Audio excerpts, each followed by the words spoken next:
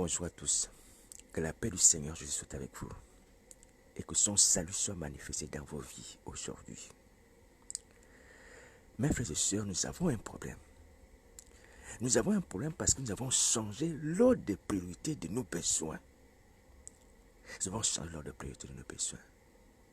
Aujourd'hui, dans nos églises, nous avons mis l'accent sur la bénédiction matérielle. Ouais. Laissant de côté la repentance, qui est l'urgence suprême, qui est ce à quoi le Seigneur Jésus veut que nous puissions parvenir et pratiquer. On a changé l'ordre de priorité de nos besoins. Et ça, c'est pas normal. Ça, c'est pas normal.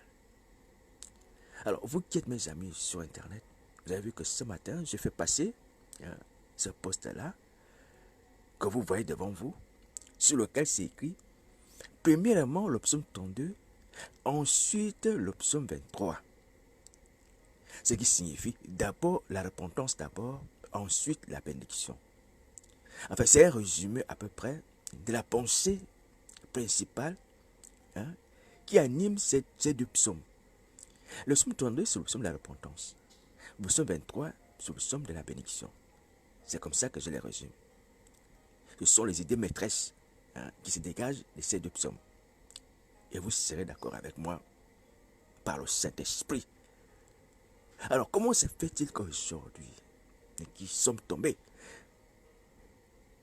nous qui sommes menacés de mort, au lieu de rechercher d'abord la repentance, au lieu de rechercher d'abord, lorsqu'on le fait, même à exalter le psaume 32, ouais, on a mis l'accent. On continue plutôt à se focaliser sur les bienfaits du psaume 23, sur les bénédictions du psaume 23, alors qu'on est menacé de mort, alors qu'on a besoin de repentance pour nous sauver.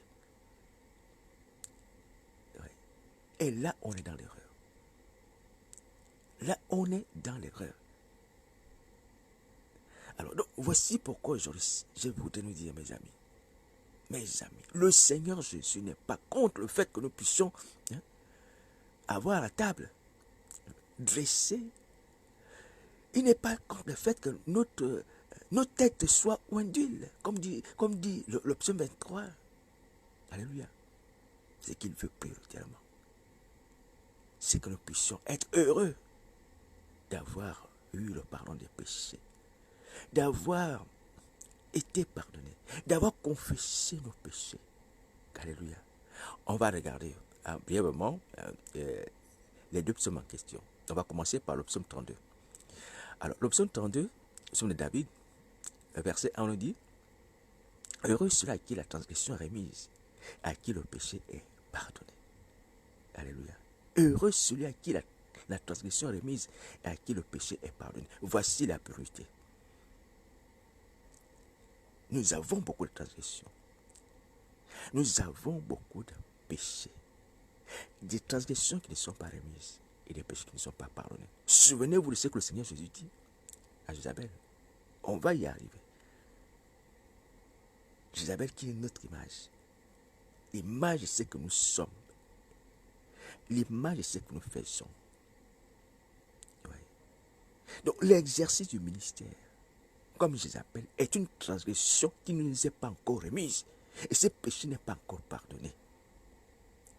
Recherchons d'abord cela. Alléluia. Recherchons d'abord cela au pied de Jésus-Christ de Nazareth. Demandons au Seigneur Jésus pardon. Pardon. Parce que nous sommes comportés comme je les appelle. Et aujourd'hui encore, il y a des gens qui sont partis prêcher, faire la même chose que je les appelle. Faire la même chose que je les appelle. Voici l'ordre de priorité. La repentance. S'inspirant du psaume 32. Et ensuite, lorsque la transgression aura été remise, le péché à quoi les Isabelle aura été pardonné, à ce moment, on peut demander, comme David, le bonheur du psaume 23. Alléluia. On peut dire à Dieu, par exemple, il dit, psaume 23, verset 5, Tu dresses devant moi une table en face de mes adversaires, tu oins de ma tête et ma coupe déborde. Tu dresses devant moi une table en face de mes adversaires, tu oins de ma tête et ma coupe déborde. Verset 6 va dire, oui, le bonheur et la grâce m'accompagneront tous les jours de ma vie et j'habiterai dans la maison de l'Éternel jusqu'à la fin de mes jours. On peut demander cela. C'est tout à fait biblique. Alléluia. Que le Seigneur nous bénisse abondamment, hein, nous donne des mets succulents, qu'il y ait du blé dans nos maisons, qu'il y ait de l'huile dans nos maisons, et sur notre tête, que nous soyons oints d'huile de bénédiction. Et la coupe des bénédictions puisse déborder. Que le bonheur nous accompagne, oui, c'est bien. Tout le jour de notre vie, nous le voulons, et Dieu n'est pas contre le bonheur de l'homme. Dieu veut que l'homme soit heureux, son fils aussi le veut. Et il veut que nous puissions habiter dans sa maison jusqu'à la fin de nos jours. On va même dire jusqu'à l'éternité. Alléluia. Mais pour que ces choses puissent se réaliser, il faut d'abord commencer par la repentance. Oui, commencer par demander pardon. Pardon pour notre transgression, avec qu'elle soit remise. Pardon pour que nos péchés soient pardonnés. Oui. Et voilà pourquoi nous ne pouvons pas, en toute logique, selon la méthode de travail de Dieu, on ne peut pas les recevoir. On ne peut pas recevoir ces bénédictions. Les bénédictions de 23, on ne les recevra pas si on ne recherche pas la repentance. Impossible. Oui, nous nous égarons. Lorsqu'on met l'accent dessus, on prophétise. Le bonheur chaque année. Année de la délivrance, année de la percée, année de ceci, cela. Tu vas réussir.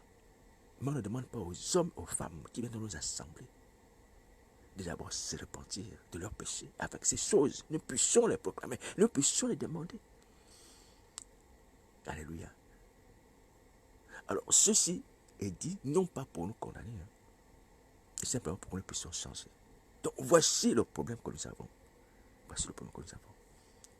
Ouais, on a changé l'ordre de priorité. Nous avons besoin de repentance. Et ce qui plaît à Jésus Nazareth, c'est cela la repentance. Et lorsque tu as la repentance, Jésus Nazareth te donne ce dont tu as besoin. Il ouvre ta tête. Tu veux la bénédiction. Tu veux le règne. Tu veux l'huile quoi? L'huile royale, d'onction pour régner. Mais tu vas régner. C'est sa volonté. Tu auras l'onction de David sur la tête si c'est ce que tu veux. Et c'est conforme à sa volonté. Alléluia.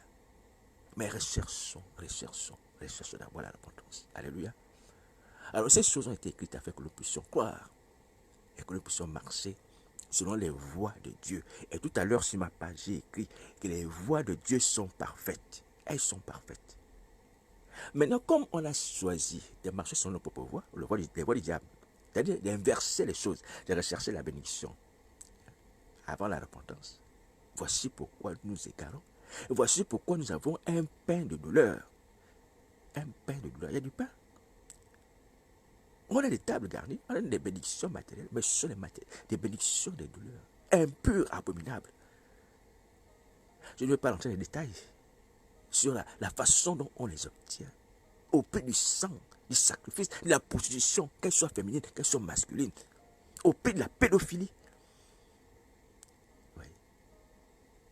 Parce qu'on n'a pas recherché ces choses selon la méthode de Dieu, selon les voies de Dieu, qui veut que nous puissions d'abord rechercher la repentance, demander la délivrance, avoir la transgression de nos péchés remise, avoir le pardon des péchés, avoir la communion avec lui et son fils, et ensuite demander le pain et le vêtement. C'est ce qu'il a dit à la foule lorsqu'il était sur la terre dans la chair, jusqu'à Nazareth. Il a dit recherchez d'abord le royaume de Dieu et sa justice. Le royaume de Dieu et sa justice, c'est quoi?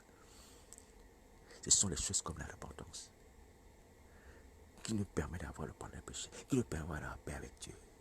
Et Dieu ouvre également les écluses de cieux avec le surbi.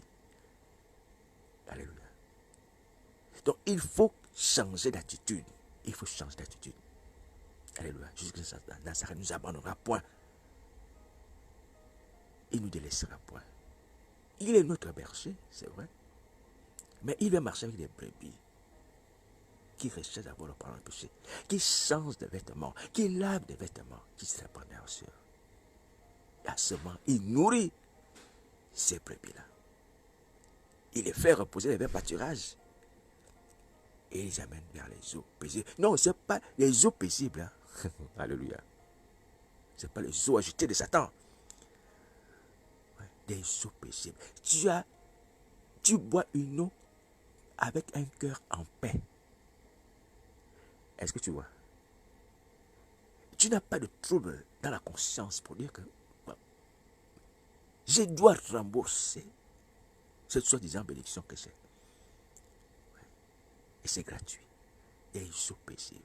Tu as le cœur tranquille. Tu bois, tu manges. Tu ne dois rien à personne.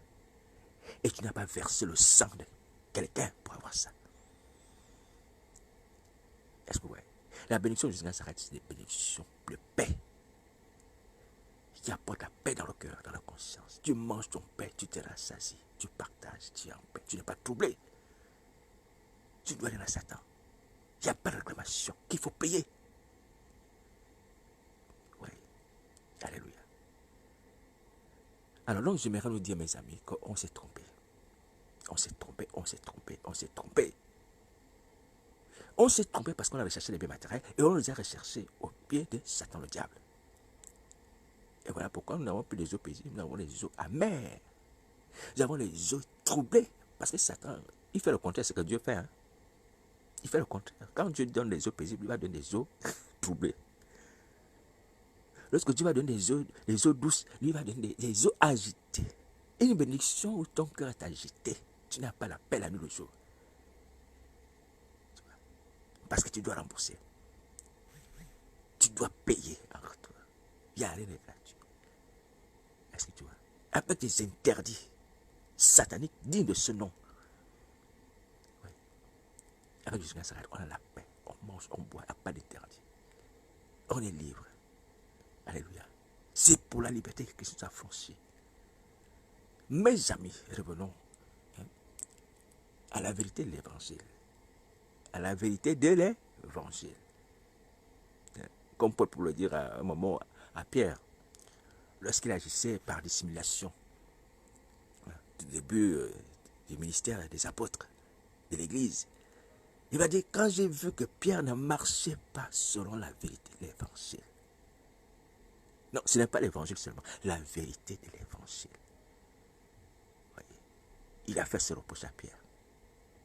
Alléluia. On doit marcher sur la vérité de l'évangile. Si on veut être en vie, et si on veut être béni. Donc d'abord le psaume 32, ensuite le psaume 23. Alléluia. Cette parole s'adresse à moi. Moi aussi, c'est vrai. Je me repens, je demande pardon, Seigneur, je suis. Parce que je connais beaucoup plus les paroles du psaume 23. J'ai l'habitude souvent de réciter ces paroles. Mais le psaume 32, pas beaucoup. À part le premier verset là, ou quelques versets, passages comme ça, comme celui qui dit, bon, heureux celui à qui la transgression remise, à qui le péché pardonné. Oui. Nous sommes tous pareils, moi comme vous. Oui. On a été bercés, on a été enseigné, dirigé par la vanité de cœur, à rechercher d'abord le matériel. Et on s'est focalisé sur des paroles en rapport avec le matériel, en rapport avec la bénédiction, comme le psaume 32. Alléluia. Or, la pureté, c'est d'abord la repentance. La repentance, comme dans le psaume 32. Et non la bénédiction d'abord, comme dans le psaume 23. Pardon. Alléluia. Voilà. Alors, vous voyez, le psaume 32, c'est un psaume de David aussi. Tout comme le psaume 32, 23. Alléluia. Il y a une petite inversion des chiffres, 23 et 32. Je l'ai fait exprès. Alléluia. Voilà, pour que nous puissions mieux photographier la différence entre ces deux psaumes. Il y a un 32, il y a un 23. Mais ce n'est pas des psaumes qui s'opposent.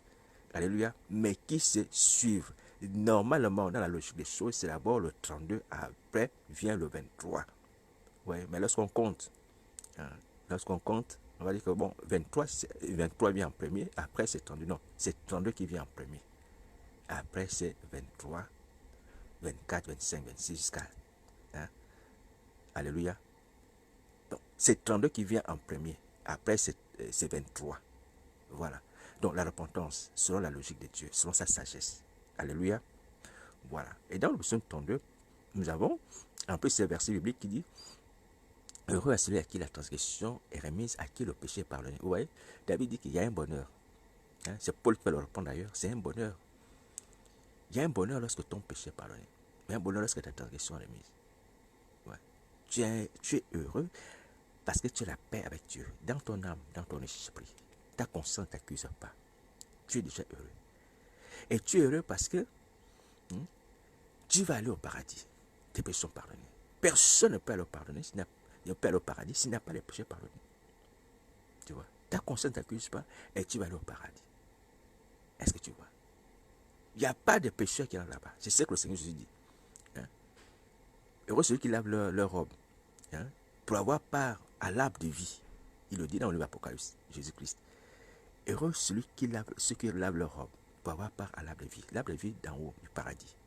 Ouais, donc c'est la repentance. Alléluia. Dont le fruit est le pardon des péchés. Et là, quand on est pardonné, on a droit à l'arbre de vie. Mais ceux qui ne lavent pas leur robe, il va appeler dehors les chiens, les enchanteurs. Ces gens-là ne pourront pas aller au paradis. Ouais. Donc c'est un bonheur d'avoir ces péchés pardonnés. Et c'est possible d'avoir les péchés pardonnés. C'est possible d'avoir la transgression remise. Pourquoi? Parce que le sang de Jésus a coulé. Le sang de Jésus, le sang de l'agneau, qui pardonne les péchés du monde, a coulé. La Bible déclare que sans infusion de sang, il n'y a pas de pardon de péché.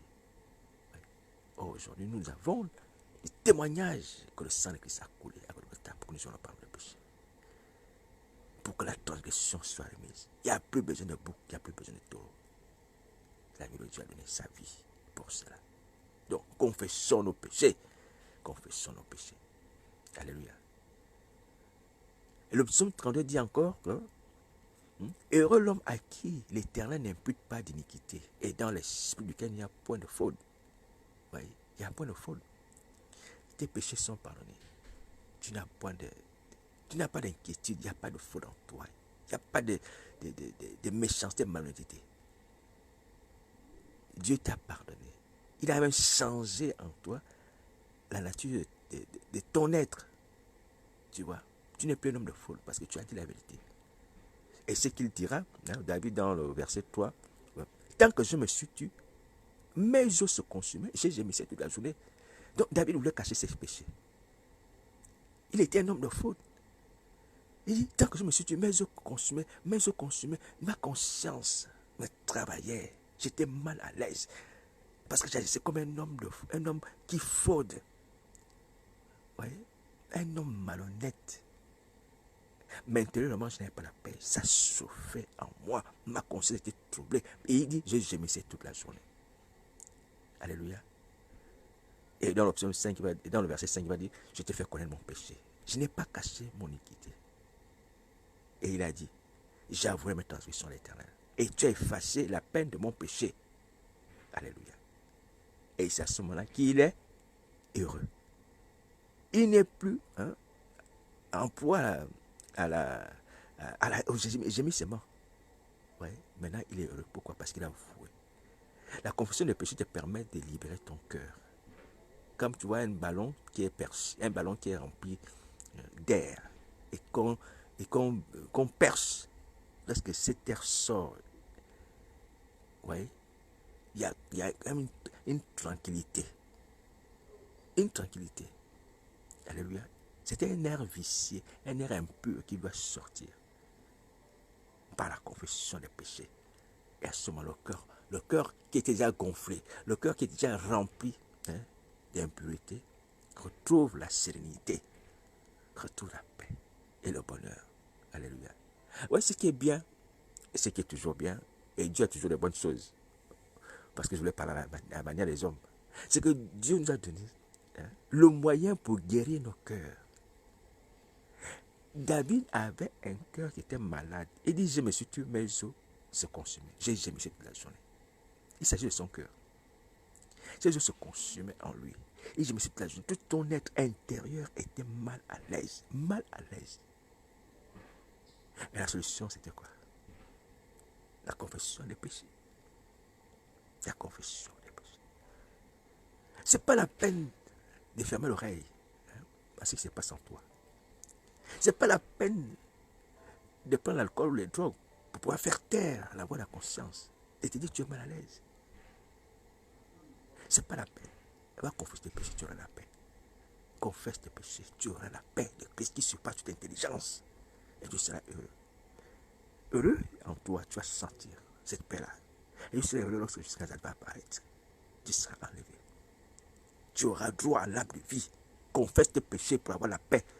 De laisser ta vie comme ça, ton être entier se consumer. Hein? Ta conscience est troublée. Tu vois. Lorsqu'on te parle des temps de fête, tu as peur. Tu n'aimes pas parler de ça. Tu n'aimes pas entendre ça. Même toi-même dans tes messages, tu ne parles pas de ça, puisque tu es prédicateur. Parce qu'en toi, il y a un effet de culpabilité. Non pas que moi, je ne suis pas coupable aussi, non. Simplement parce que nous avons gardé nos péchés. Nous n'avons pas avoué une transgression. Nous n'avons pas fait comme David. Voici ce que le Seigneur Jésus demande. Il ne veut pas la mort des pécheurs, mais qu'il se répande et qu'ils vivent. Alléluia. Voilà ce qu'il faut faire. Donc, le psaume 32 avant le psaume 23. Si l'ordre chronologique des chiffres nous dit que on commence par citer 23 pour arriver au 32, mais dans la logique qui nous est donnée, pour les besoins qui nous concernent, nous devons commencer par 32 et terminer par 23. Alléluia. Bon, voici la parole du Seigneur. Alors, donc, je vais avancer. Je vais avancer pour nous parler de ce que le Seigneur Jésus dit à Jézabel. Apocalypse chapitre 2. À partir du verset 20 jusqu'au verset 22. Il dit ceci. Mais ce que j'ai contre toi, c'est que tu laisses la femme Jézabel qui se dit prophétesse enseigner et séduire mes serviteurs pour qu'ils se livrent à l'impudicité et qu'ils mangent des viandes sacrifiées aux idoles. Je lui ai donné du temps afin qu'elle se repentisse et elle ne veut pas se repentir de son impudicité. Voici, je vais la jeter sur elle et envoyer une grande tribulation à ceux qui commettent adultère avec elle, à moins qu'ils ne se repentent de leurs œuvres. Amen. Ça, c'est la parole qui sort de la bouche de Jésus-Christ, qu'il a donnée à Jean dans la vision d'écrire. Alors, donne-nous un rappel, humblement, aujourd'hui encore, c'est dimanche. Jésus-Christ de Nazareth qui parle est vivant. Il est vivant. Les disciples avaient vu le Seigneur s'envoler dans les airs. Alléluia. Les gens de Galilée étaient étonnés et ils ont vu quelqu'un s'élever dans les airs, sans hélicoptère. Alléluia. Il y a un chant en langue fang. La langue fang, c'est la langue de ma région d'origine, dans la chair, qui dit que les gens de Galilée étaient étonnés. Ils se sont dit, mais comment cet homme peut s'élever dans les airs comme ça? Alléluia. Sans hélicoptère. Or, nous savons que pour s'élever dans les airs, il faut un hélicoptère. Mais jusqu'à Nazareth s'est élevé dans les airs sans hélicoptère. Alléluia. Les gens de Galilée étaient étonnés. Ils s'est dit, bon, cet homme est réellement le Fils de Dieu. La Bible déclare que même les disciples, lorsqu'ils ont vu l'ascension du Seigneur Jésus, c'est que nos frères catholiques appellent l'ascension. Alléluia. L'élévation du Seigneur Jésus dans les airs, lorsqu'il est parti s'asseoir à la droite du Père. Les disciples sont restés là, à regarder le ciel. Jusqu'à un moment, deux hommes habillés en blanc. On leur dit, mais homme de Galilée, pourquoi vous restez là? C'est Jésus que vous voyez monter. Il va revenir de la même manière. Il va revenir de la même manière. Et tout œil le fera. Alléluia. Jésus-Christ de Nazareth est vivant. Alors, lorsque Jésus-Christ de Nazareth est vivant, il monte. Il s'assoit là, à la droite du Père. Et il dit à Jean. Jean écrit à l'ange de l'église de Thyatire. Il y a une femme là-bas qui s'appelle Jézabel. Elle fait des choses qui ne me plaisent pas. Elle se dit prophétesse. Et elle enseigne mes serviteurs. Et elle séduit mes serviteurs. Elle les amène à commettre l'impudicité et à manger des viandes sacrifiées aux idoles. Cette femme-là, je lui donne du temps, après qu'elle se repentit. Mais elle ne veut pas se repentir.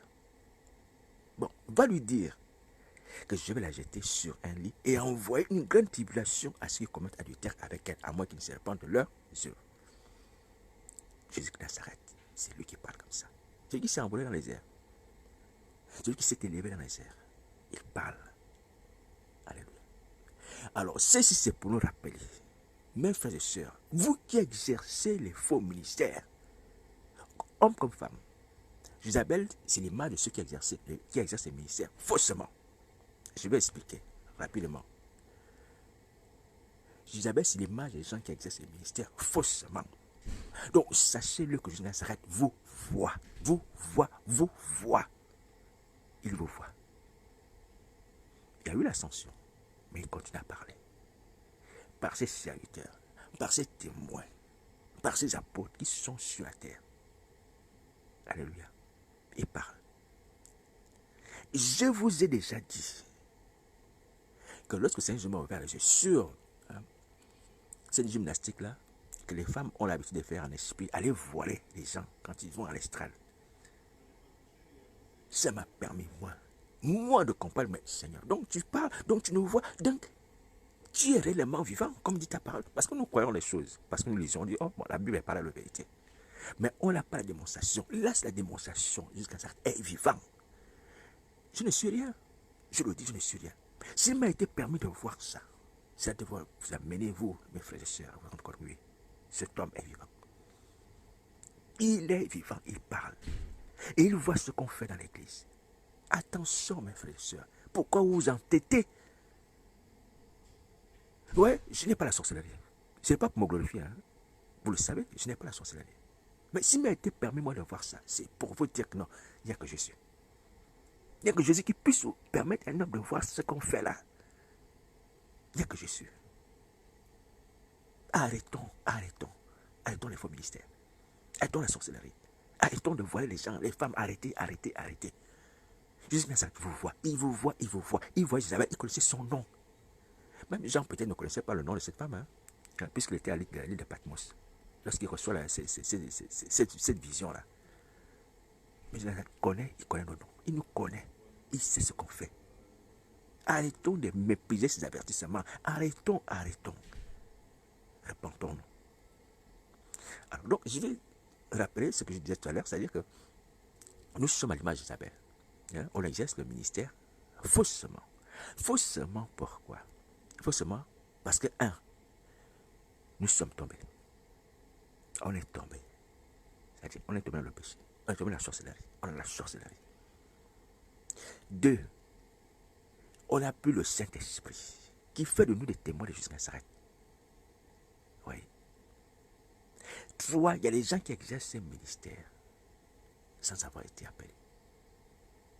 Or, nous savons qu'il faut être appelé. Le Seigneur Jésus va choisir pendant sa vie terrestre 12 personnes qu'il va appeler apôtres. Mais il va les choisir parmi la foule. La Bible déclare qu'il va prier toute la nuit. Et il va les choisir. Il va leur donner le nom d'apôtre. Parmi ces 12, il y a Pierre, Jean, toutes ces personnes-là. Jusqu'à Judas Iscariote. 12 personnes qu'il va nommer apôtres. C'est lui qui choisit, qui l'établit. Le Saint-Esprit va faire la même chose pour ce qui concerne Saul et Barnabas. Mettez-moi à part Saul et Barnabas pour l'œuvre à laquelle je les ai appelés. C'est un peuple comme ça dans les actes des apôtres. Que le Saint-Esprit s'exprime. Il choisit, l'établit, envoie. Mais vous qui avez les micros, aujourd'hui vous allez diriger les cultes. Aujourd'hui vous allez prêcher. Est-ce que vous avez été appelé? Est-ce que le Saint-Esprit vous a mis de côté? Est-ce que le Seigneur Jésus vous a appelé? Il s'est révélé à vous?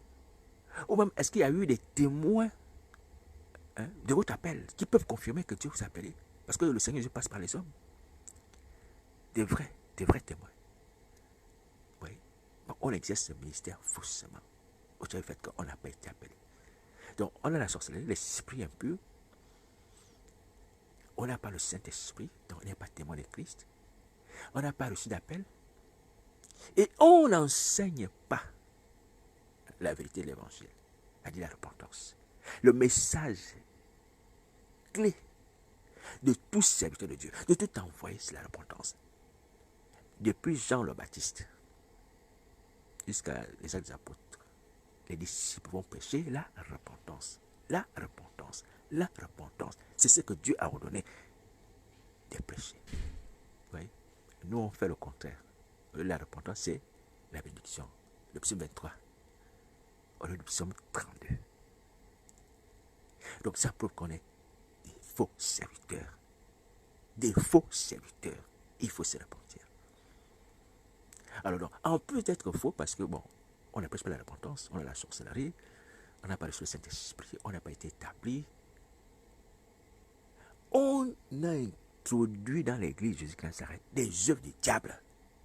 Isabelle. Isabelle qui est venue dans l'église Thyatire, en faisant quoi? En menant les serviteurs de Dieu à l'impudicité, à manger les viandes sacrées aux idoles. Est-ce que l'impudicité et les viandes sacrées aux idoles font partie des recommandations du Seigneur Jésus? Non. Oui. Oui. Cinquièmement, on introduit maintenant les choses sataniques dans l'église. Les pratiques sataniques, l'impudicité, les viandes sacrées aux idoles, les viandes impures. Ouais. Alors donc, c'est pour nous rappeler, mes frères et sœurs, que le Seigneur Jésus nous voit et que nous sommes coupables. Il faut se repentir. Urgemment, il faut se repentir. Alors donc, on va continuer à regarder ce que le Seigneur Jésus dit à Isabelle. C'est important. Alors, il dit au sujet d'Isabelle, bon, je lui ai donné du temps afin qu'elle se repentisse. Elle ne veut pas se repentir. Elle ne veut pas se repentir de l'impudicité, des viandes sacrées aux idoles, du faux ministère. Hein? De façon précise. Voici, je vais l'ajouter sur un lit et envoyer une grande tribulation à ceux qui commettent adultère avec elle, à moins qu'ils ne se répandent leurs œuvres. Le Seigneur Jésus dit, voici, je vais l'ajouter sur un lit. Ça veut dire que si on ne se repent pas, on sera châtié. Le Seigneur Jésus ne dit pas qu'elle ne veut pas se repentir. Secouez la poussière de vos pieds. Hein? Je précise. Secouez la poussière de vos pieds. Allez prêcher ailleurs. Occupez-vous des personnes. Non, non, non, non, non. Elle ne va pas se repentir. Elle peut lui dire que je vais la frapper. Je vais la punir. Elle et ses complices. Est-ce que vous savez ça? Que si vous ne vous repentez pas là, le Seigneur Jésus ne va pas vous laisser tranquille. Hein? Il ne va pas vous laisser tranquille. Ne vous dites pas qu'il va... Ah, mais peut-être parce qu'on n'entend plus les messages. Peut-être que vous ne me voyez pas sans être quelque chose. Puisque le Seigneur Jésus m'a envoyé. Ce n'est pas pour me glorifier. Mais sachez que si vous ne faites pas ce qu'il veut, c'est-à-dire la repentance, vous abandonnez les œuvres d'Isabelle, vous serez frappé. Il n'y a pas de secouer la poussière des pieds d'aller ailleurs. Il a dit, bon, allez vers d'autres nations, je vais vous envoyer là-bas, allez prêcher l'évangile là-bas. Et vous, vous allez rester comme ça, tranquillement, continuant les œuvres d'Isabelle, les œuvres des ténèbres, les œuvres des diables. Non. C'est ce qui est écrit. Hein? Il dit, voici. C'est-à-dire qu'il y a une suite qui va s'enclencher par rapport à l'impénitence d'Isabelle. Il y a une suite. C'est le châtiment. Alléluia. Donc ça, je voulais préciser ça pour que nous ne puissions pas demeurer là dans l'insouciance, dire, bon, si on ne se répond pas, on peut continuer nos œuvres jusqu'à la fin de nos jours. Hein, et des choses comme ça, ou bien jusqu'à la fin du monde. On en parlera aussi. Non. Si on ne se répond pas, on sera frappé. Nous sommes dans un cas particulier aujourd'hui. Nazareth veut urgemment que sa maison soit purifiée, son œuvre soit lavée de toute souillure, tout satanisme. Et il ne va pas laisser ses œuvres s'accumuler. Non, ça ne va pas s'accumuler. On ne se répand pas, on sera frappé. Voici, je l'ai été sur lui. Il y aura un nettoyage. Un nettoyage qui va se produire. Un nettoyage qui va se produire. Est-ce que vous entendez? Alors, donc, je voudrais insister là-dessus. Je voudrais insister là-dessus parce que peut-être qu'il y a des gens qui se disent, bon, je l'entends, si le frère ou bien d'autres personnes cessent de nous parler de repentance à travers Internet ou ailleurs ou dans les rues, je ne sais pas, il y a certainement d'autres personnes, je suppose. Bon, si on ne se répand pas, on peut continuer à s'occuper de nos affaires. Les affaires du diable dans l'église, non. Vous serez frappés. Vous serez frappés. Donc, il y aura une conséquence. La conséquence, le châtiment. La conséquence, c'est le châtiment. Alléluia. Voilà. Alors, donc, c'est important de comprendre ça. Maintenant, on va aborder la fin des temps. Au sujet de la fin des temps, je vous ai dit que, suite à une révélation du Seigneur Jésus, qui m'a fait grâce à moi et à nous, de façon générale, j'ai vu dans le ciel une nouvelle planète qui venait. Et autour de moi, des gens qui cherchaient à se cacher. Qui cherchaient à se cacher. Vous voyez, les gens qui cherchaient à se cacher parce qu'ils craignaient de regarder le ciel. Et cette révélation, confirme ce qui avait été annoncé par Jean lui-même dans l'Apocalypse, Apocalypse chapitre 6. En fait, c'est la manifestation de l'ouverture du 6e sceau que le Seigneur Jésus m'a permis de voir quand je suis arrivé dans ce pays, la France. Jusqu'à ça, des fidèles. Les fidèles sont appelés à ces dons. Ouais, quand je regarde ça, ma propre vie, je dis, Seigneur, tu es fidèle. C'est vrai, ta parole dit la vérité. Tu ne te réponds pas ni te donnes de ton appel. Moi, un homme lié par la mort. Lié par la mort, je dis bien lié par la mort. Lié par la mort. Ouais, ça c'est quelque chose. Alors, c'est la manifestation, c'est ce qui est écrit dans l'Apocalypse. Au sujet de l'ouverture du 6e sceau. Alléluia. Alors, Jean va dire ceci, Apocalypse chapitre 6, à partir du verset 12. J'ai regardé, quand il ouvrit le 6e sceau, c'est l'agneau, c'est Jésus-Christ, il y eut un grand tremblement de terre, le soleil devint noir comme un sac de crin, la lune entière devint comme du sang, les étoiles du ciel tombèrent sur la terre, comme lorsqu'un figuier secoué par un vent violent jette ses figues vertes. Le ciel se retira comme un livre qu'on roule, et toutes les montagnes et les îles furent au mieux de leur place. Les rois de la terre, les grands, les chefs militaires, les riches, les puissants, tous les esclaves et les hommes libres se cachèrent dans les cavernes, dans les rochers. Et ils disaient aux montagnes, aux rochers, tombez sur nous, cachez-nous devant la face de celui qui est assis sur le trône et devant la colère de l'agneau, car le grand jour de sa colère est venu, qui peut subsister. Vous voyez, ça le Seigneur Jésus l'a manifesté à notre endroit, je veux dire pour nous, en me donnant ces révélations, où les gens étaient en train de se cacher. Dans un carrefour, les gens se courbaient, se cachaient, et avaient du mal à regarder le ciel. Mes amis, ces choses sont vraies. Ces choses sont vraies. Elles vont s'accomplir. Alors donc, l'invitation du Seigneur Jésus, ce n'est pas de nous condamner. Non, c'est de nous avertir que nous, on peut sauver nos vies. On peut se réconcilier avec lui aujourd'hui et ne pas avoir peur lorsque le Seigneur Jésus paraîtra, parce qu'il va apparaître lors de l'enlèvement. Alléluia. Celui qui croit en lui ne vient pas en jugement. Celui qui ne croit pas en lui est déjà jugé. Parce qu'il n'a pas cru au nom du Fils de Dieu. Et la colère de Dieu subsiste sur eux. Voici l'attitude des gens qui ne sont pas convertis, qui ne sont pas repentis. Oui. Ces gens vont avoir peur du châtiment. Ils vont chercher à se cacher. Mais où est-ce qu'on peut se cacher de Dieu? Où est-ce qu'on peut se cacher de Dieu? C'est un vain combat. C'est inutile de vouloir se cacher. Oui, nous qui sommes avertis de ces choses, nous sommes bénis. Je vous assure, nous sommes bénis. Quand on annonce qu'il y a un danger qui arrive, et voici comment certaines personnes vont réagir. Mais toi, ne réagis pas comme ces personnes, agis comme ça maintenant. Oui. Regardez ce que Jésus nous fait, comme grâce pour nous sauver. Et on veut rester là enfermé dans les attitudes coupables. Et pour arriver à se comporter comme ces personnes qui vont se cacher, qui n'auront pas eu le pardon des péchés, dont les transgressions n'auront pas été remises. Comme c'est écrit dans le Psaume 32. Oui. Oh, aujourd'hui, nous, on peut changer cet état de fait, cette situation future. À partir du moment où on se répand nos péchés, dit Seigneur, moi je me répands un péché. Et là, on a l'assurance que lorsque le Seigneur viendra, on sera enlevé avec lui dans les nuées. On ne sera pas condamné, on n'a pas peur. Maintenant, frères et sœurs, repentez-vous. Ces choses sont réelles, repentez-vous. Donc, j'interpelle aussi à ce sujet les grands de ce monde, puisque il est question des grands de ce monde, les chefs militaires.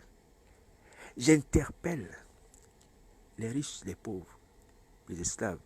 Bon, certainement il y a encore l'esclavage, je ne sais pas, mais dans certains pays, s'ils m'entendent, il y a encore l'esclavage. Parce qu'à l'époque des gens, de Paul, dans ces contrées-là, dans ces régions, il y avait encore l'esclavage.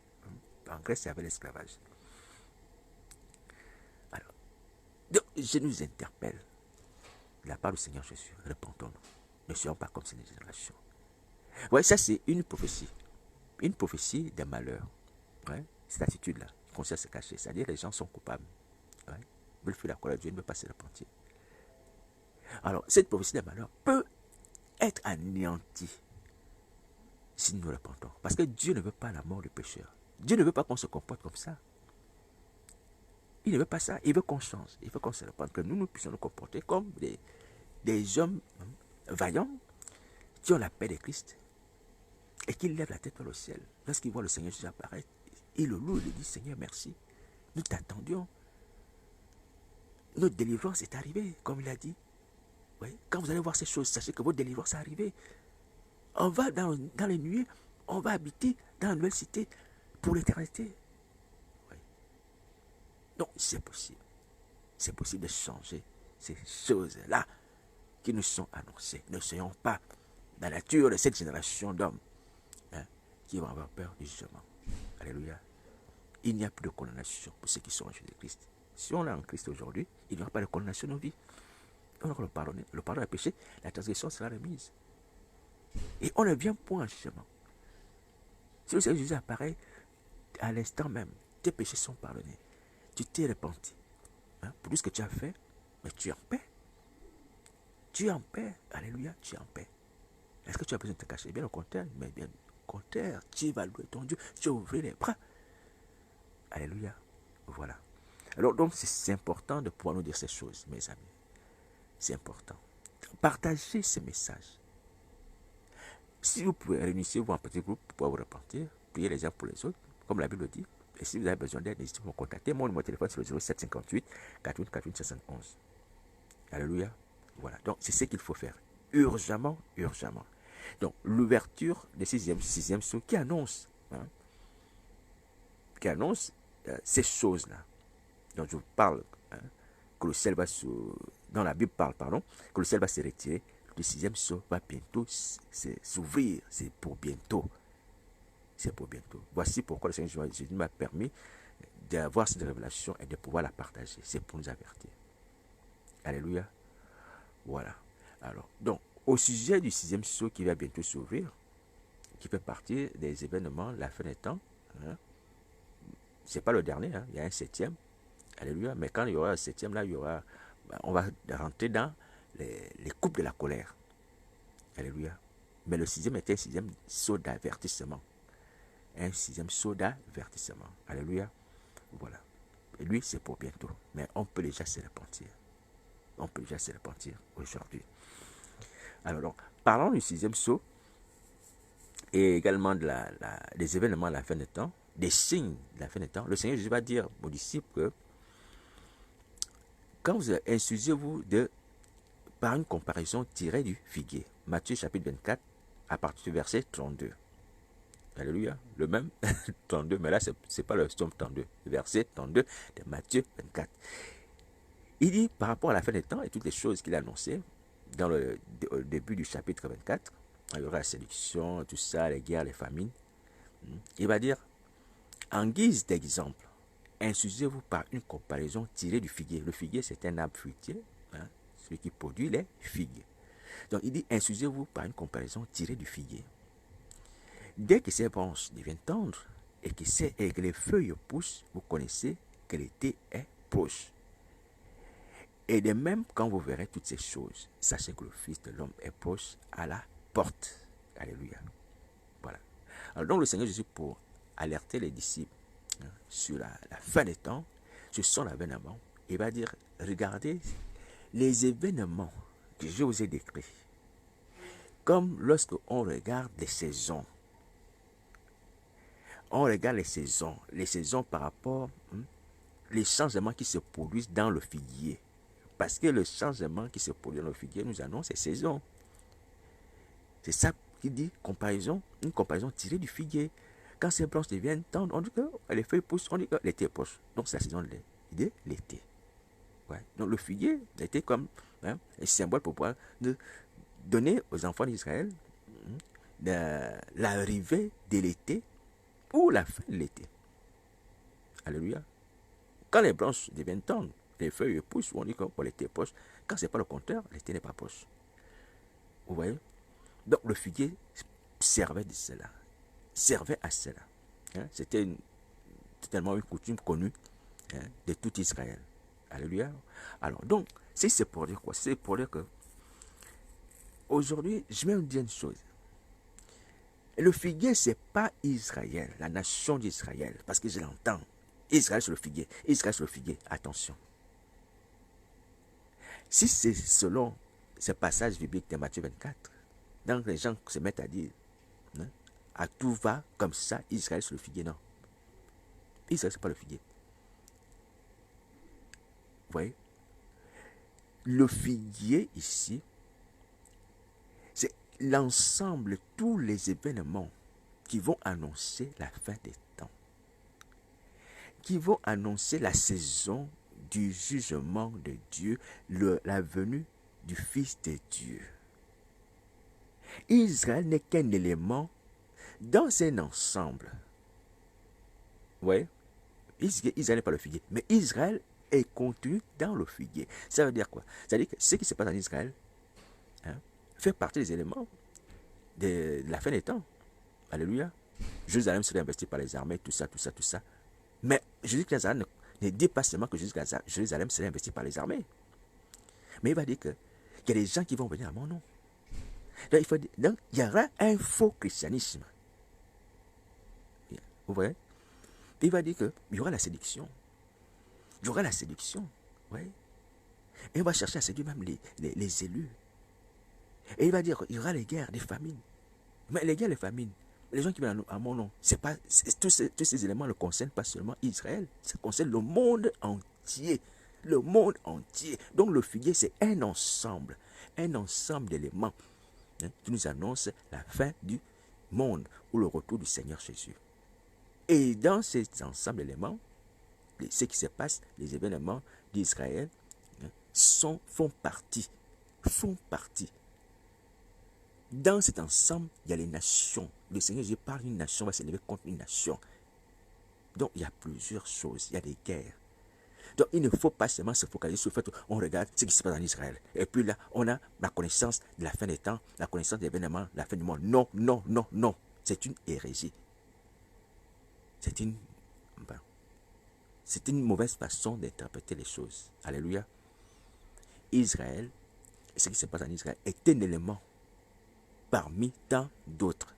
Donc le figuier ne peut pas être uniquement, exclusivement Israël. Non, le figuier, c'est un ensemble. L'ensemble des événements qui vont annoncer le retour du Seigneur Jésus. C'est ce qui est le figuier. C'est ce que le Seigneur Jésus dit. C'est un ensemble. Dans Matthieu 24, vous allez voir qu'il y a plusieurs choses qu'il énumère et qui ne se passent pas seulement en Israël. Il va dire, certes, Jérusalem s'est investi par les armées, c'est comme il le dit. Mais après, il y a les nations. Après, il y a les famines. Après, des guerres. Après, il y a plein de choses. Même si Israël aussi a connu la guerre. Oui. Après, il y a la séduction. Après, il y a les faux Christ. Les gens qui viendront en son nom. Oui. Il faut faire attention. Il faut faire attention. Il faut faire attention à l'interprétation des Écritures. Il y a beaucoup de séduction. Des gens qui sont rentrés dans ces choses-là. Il y a des gens qui se disent, oh, bon, moi je peux interpréter les événements de la fin des temps qu'on appelle l'eschatologie, ou l'avènement de Jésus Nazareth qu'on appelle la parousie, des choses comme ça, avec précision. À tel moment, il y aura ça, l'Antéchrist va venir comme ça, il va faire tel ou tel temps sur la terre, et tout ça, tout ça, tout ça. Si ce n'est pas écrit bibliquement, il faut faire attention. Restons dans les limites, comme Paul pourrait le dire, qu'on donne la Bible. Humblement, moi ici aujourd'hui, je ne peux pas dire avec précision exactement le jour ou l'heure, ou la durée, durée de l'Antéchrist. C'est vrai les choses qui sont dites. Bon, il faudra, on parle des semaines, que ce soit pour l'Antéchrist ou pour le peuple de Daniel, et tout ça, tout ça. Et ces semaines signifient quoi? Autant nous sommes, les 70 semaines. Ou les... Peu importe. Alléluia. Ça signifie quoi? Est-ce que c'est clair, est clairement exprimé? Non, chacun y va avec sa façon d'interpréter. Et on s'égare. Donc, focalisons-nous sur ce qui est réellement simple d'abord, et ce qui nous est urgent, c'est-à-dire la repentance. Le psaume 32. Alléluia. Voilà. Après, le Seigneur nous donne les signes de la fin des temps, on les voit. Mais si on n'a pas les prévisions sur les jours, sur les années, il ne faut pas s'agiser à mentir. Attention, le mensonge, c'est un péché. Parce que tu veux interpréter les signes des temps, tu te mets à mentir, à dire ce que toi tu penses. Reste dans les limites de la connaissance. La connaissance que tu as. Alléluia. Tu vois les guerres, tu vois les famines, c'est suffisant. Tu vois les épidémies, c'est suffisant pour t'alerter. Tu ne sais pas à quoi correspondent les 70 semaines ou les 7 semaines, je ne sais plus exactement le terme exact, de Daniel. Laisse tomber ça. Tu vas te mettre dans une situation délicate parce que jusqu'à Nazareth va te dire, bon, quand tu as parlé de ça, mon peuple, est-ce que c'était ça exactement? On va rendre compte de toute parole, c'est ce qu'il le dit. Toute parole vaine, hein? Toute parole qui n'est pas de Dieu, on va rendre compte. Attention. Donc, nous ne nous compromettons pas parce qu'on veut paraître sage et intelligent. Non. Le Saint-Esprit ne t'a pas révélé exactement ce à quoi ça signifie. Reste dans les limites de ce qui te révèle. Alléluia. Jean va recevoir l'Apocalypse, qui est une révélation. Il va dire la révélation de Jésus-Christ que Dieu a montré à ses serviteurs et tout ça par son ange. Jean ne cherche pas à recevoir ces choses de lui-même. Non, c'est Jésus-Christ qui donne. Qui donne tout ce qu'il dit et écrit. Ça vient du Seigneur. Ouais. Si le Seigneur ne t'a pas donné, laisse tomber. Laisse tomber. Mes frères, soyons humbles et soyons simples. Évitons les problèmes. Les gens qui veulent écrire les livres, ou qui en écrivent, je l'ai déjà dit. Jean a écrit l'Apocalypse sur ordre de Jésus Nazareth. C'est le Seigneur qui a dit qu'il écrit à l'ange de l'église d'Éphèse, à l'ange de l'église de Thyatire, de Laodicée. Écrit. Toi, tu écris les livres. Tu dis que tu veux édifier l'église. C'est bien. C'est bien d'édifier l'église. C'est bien de révéler les choses, les mystères cachés. Est-ce que tu as reçu l'ordre de Jésus-Christ? Tu as reçu l'ordre de Jésus-Christ Nazareth pour écrire les livres? Non. Attention. Alléluia. Ne faisons pas les choses parce qu'on veut faire les choses. Faisons les choses parce qu'on a reçu l'ordre. Parce que nous allons rendre compte de tout ce que nous faisons. Le serviteur n'est pas plus grand que son maître. Nous l'ouvrier plus grand que celui qui l'envoie. Alléluia. Soyons les serviteurs utiles qui font la volonté de son maître. Qui font la volonté de leur maître. Va à gauche, tu vas à gauche. Va à droite, tu vas à droite. Assieds-toi, tu t'assois. Lève-toi, tu te lèves. Dis comme ça, tu dis. Un point intérêt. Ce que toi, tu as, je t'assure. C'est-à-dire le sel de ton âme. Et plus que toutes ces choses-là, pour dire que non, bon, moi je les lis dans la librairie, j'ai publié des vidéos à gauche, à droite, et tout ça. Quand il y a le mensonge, quand il y a des choses qui sont à peu près, ça peut te rattraper. Parce que les gens vont lire, parce que les gens vont s'inspirer. Attention. Mais tu as le salut de ton âme. Bénis le Seigneur, merci pour le salut de mon âme. Mais si tu m'appelles à aller enseigner, Seigneur, toi me donne-moi exactement ce que je dois dire. Je ne vais rien rajouter, je vais retrancher. Fais attention, mon frère, fais attention. Attention. Oui. Déjà même que Paul nous dit l'enseignement va se terminer. Tout est souvent fini à la prophétie. Oui. Donc nous ne nous compromettons pas, nous ne nous condamnons pas pour les choses dans lesquelles nous n'avons pas eu l'autorisation du Seigneur Jésus. Alléluia, voilà. Donc c'est ce que je voulais dire par rapport à l'Apocalypse, par rapport à la fin des temps, par rapport à l'écriture des livres, toutes ces choses que nous faisons. On veut édifier les gens. On veut édifier les gens, mais ils sont dans les limites. Et restons également connectés au Saint-Esprit, qui nous dit, voilà, dites comme ça, parlez de ça. Alléluia. Voilà. Ouais, humblement, je vous dis, mes frères et sœurs, pardonnez-moi. Pardonnez-moi. Nous qui exerçons le ministère dans la fausseté, okay? On a l'habitude de prendre, on prend un message à gauche, on prend un message à droite parce qu'on a bien entendu, on a bien écouté ces messages, on dit, ces messages intéressants, je vais le prendre. Ouais. C'est un trait de caractère. Il dit que vraiment nous sommes dignes de châtiment, comme Isabelle. Quand on a aimé un message de quelqu'un, on le prend.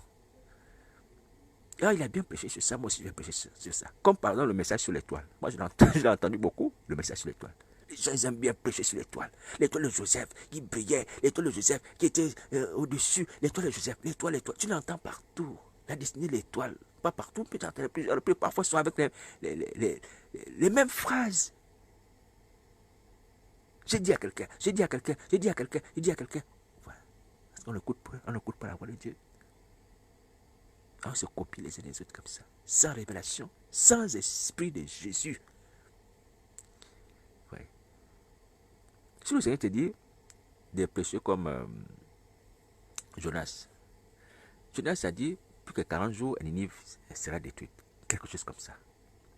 Ouais. Il y a répété cette phrase-là pendant 3 jours. Pendant 3 jours, et 120 000 personnes se sont repenties. C'est 3 jours, hein, qui disait ça. Pas besoin de dire plus. Et 120 personnes se sont repenties. Qui a déjà prêché et amené 120 personnes en une seule fois au salut? Toute une ville. Jonas n'a pas fait une prédication de docteur. Vous voyez? Il a donné les révélations même avant la fondation du monde. Pour amener les âmes au salut. Pour dire que ouais, ça c'est vraiment... ouais, le Dieu. Non. Il a dit ce que Dieu l'a demandé de dire. Il explique que 40 jours et l'univers est détruit. Il a répété ça. Il a répété ça. Et tout le monde a entendu. Du plus petit au plus grand jusqu'au roi. Pas besoin de longues prédications. Pas besoin de grandes révélations. Hein, vous voyez? Revenons à la vérité de l'évangile, comme dit Paul. On a besoin de revenir à la vérité de l'évangile. Bah, ça, j'aime bien cette formule. Revenons à la vérité de l'évangile. À un moment de la vie de Pierre, qui ne marche pas sur la vérité de l'évangile, Paul va lui faire le reproche. Non, moi aussi, Seigneur Jésus, marchons sur la vérité de l'évangile. Alléluia. Voilà. Ne marchons pas seulement selon l'évangile que nous voulons. Non, la vérité de l'évangile. Parce qu'il y a beaucoup de choses dans l'évangile. Hein? Voilà. Mais là, c'est la vérité qui est importante. C'est que Dieu veut pour nous. C'est que Dieu veut que nous puissions entendre. C'est que Dieu veut que nous puissions prêcher. Aujourd'hui, c'est la repentance. Alléluia, le pardon des péchés. Alors, donc, c'est important de pouvoir souligner ces choses. C'est important de pouvoir souligner ces choses afin que nous ne puissions pas nous laisser entrer dans la condamnation. Nous soyons condamnés dans le séjour de la mort et que nous soyons jetés dans le feu. Alléluia. Voilà. Donc, aujourd'hui encore, dimanche 19 novembre, je viens vous dire, les gens de l'église, repentez-vous. Le Seigneur Jésus a averti que le jour du châtiment est pour bientôt. L'ouverture du 6e sceau est pour bientôt. Le châtiment de Jézabel est pour bientôt. Les gens de France, pasteurs, chrétiens de France, repentez-vous. Repentez-vous, repentez-vous. Personne ne sera laissé sur pied. Comme le Seigneur Jésus va se mettre à frapper. Il sera laissé sur pied. Hein? Il dit aussi Jézabel, je lui ai du temps. Elle ne veut pas se repentir, il va jeter sur la ligne. Ce n'est pas une affaire du jour de jugement.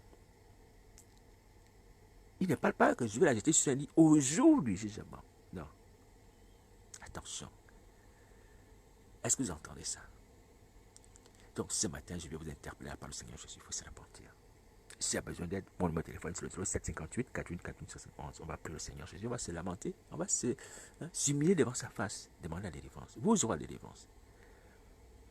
Oui. Autre fait qui est problématique. Ah Seigneur Jésus. Prends pitié de nous. Prends pitié de nous. Aujourd'hui, c'est dimanche. Aujourd'hui, c'est dimanche. Dans plusieurs réunions des dimanches, à l'île des cultes, vous allez organiser certainement la Sainte Seine, n'est-ce pas? Vous allez manger la chair de Christ et boire son sang.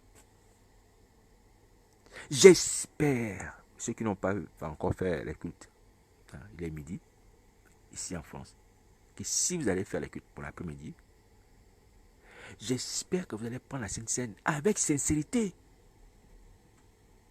Parce que c'est pas croyable quand on voit que les gens mangent la Sainte Seine et ils reviennent encore à la sorcellerie. Même le fait de citer même les paroles. Les paroles de la Sainte Seine ont l'efficacité. Parce que comment se mettait la parole? La parole était avec Dieu, et la parole était Dieu, et la parole s'est faite chair. Donc quand tu cites la parole, il y a l'efficacité. Même si tu n'as pas les éléments de la Sainte Seine. Dis Seigneur, je par la foi, je bois ton sang, je mange ta chair. Je dis qu'à la voix cela dans ton cœur. Paf, le miracle se produit. Le miracle se produit. J'espère pour nous, hein. J'espère pour nous. On mange la Sainte Seine, on mange le sang de Christ, on est là encore à la sorcellerie. Vous aussi. Vous aussi. Pourquoi vous faites ça à vos âmes? Je ne vais même plus parler de Jésus de Nazareth. Je ne vais plus parler parce que, bon, on ne se moque pas de Dieu, on se moque de nous-mêmes. Pourquoi vous faites ça à vos âmes? Pourquoi vous condamnez comme ça?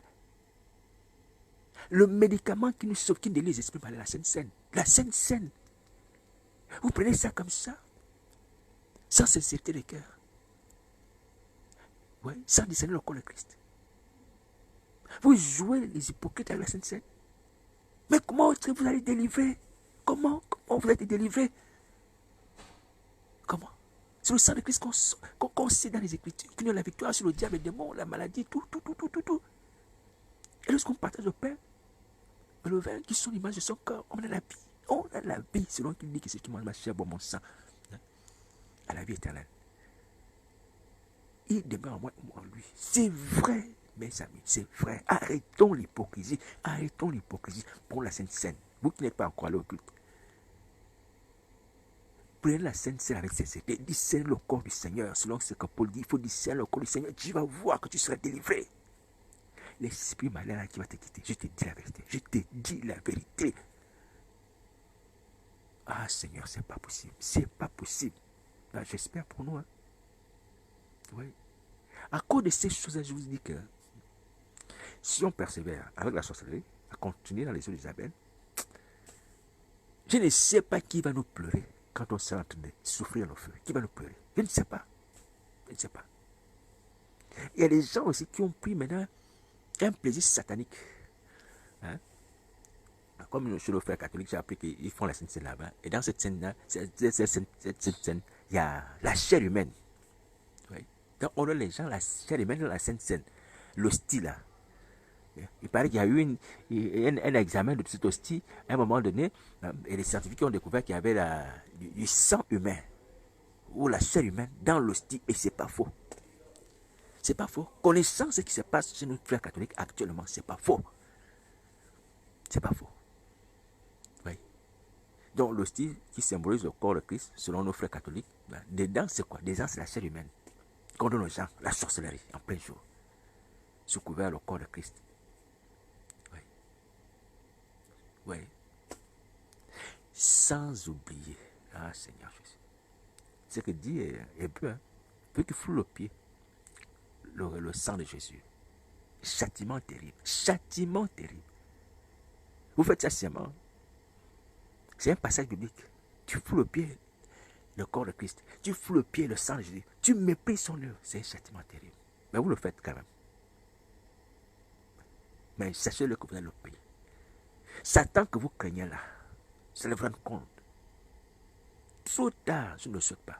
Dans les temps de feu que l'élément, vous n'aurez pas dû craindre Satan au diable. Il fallait craindre Jésus quand ça arrête sa colère.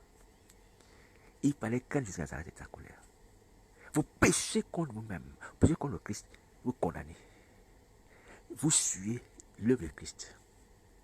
Hein, au travers des fausses scènes, au travers d'un faux pain. Parce que vous avez peur de Satan, le diable. Vous allez vous rendre compte, hein? Mais je ne le souhaite pas. Parce qu'elle a cru au serpent. Le serpent a dit qu'il mange. Tu seras intelligent, tu ne vas pas mourir.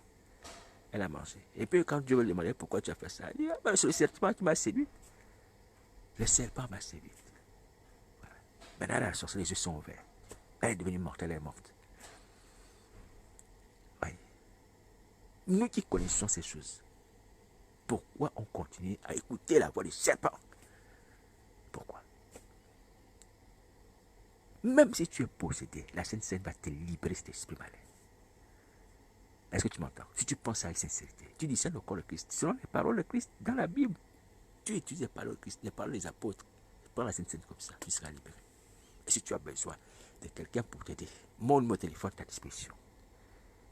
En mangeant la chair de Christ en buvant son sang, tu seras libéré. Souviens-toi de ce qui s'est produit pour les apôtres sur le chemin d'Emmaüs. Ils étaient aveuglés, mais quand ils ont partagé le pain avec le Seigneur, leurs yeux sont ouverts. C'est ça la puissance de la Sainte Seine. Mais j'espère pour vous que, mes amis, que vous allez changer.